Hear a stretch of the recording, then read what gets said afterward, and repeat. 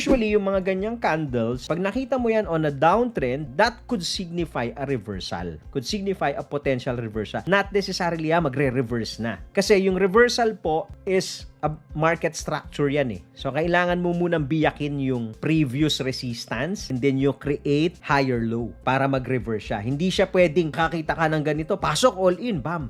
Paano kung tumuloy pa? So, for me, usually, what you want to see is breakout nitong trend line. Breakin muna natin yan. Pangalawa, kung nakikita natin na resistance, at least in the immediate short term, ito lang muna. Itong taas nitong long red candle na yan. Biyakin lang muna natin to, yung 41.7, 41.8 level. Trade higher than that. And then one level at a time. And then next is this. Pwede natin gawin dito, in the immediate short term, is gumanyan.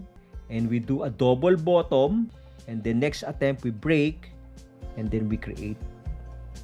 Okay? And then we go back again, 48K. And then from there, let's see.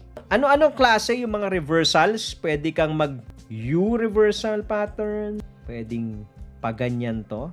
Pwedeng V. Okay? Pagka-sharp naman, letter V. O kaya naman, ito sinabi ko sa inyo, pwedeng W.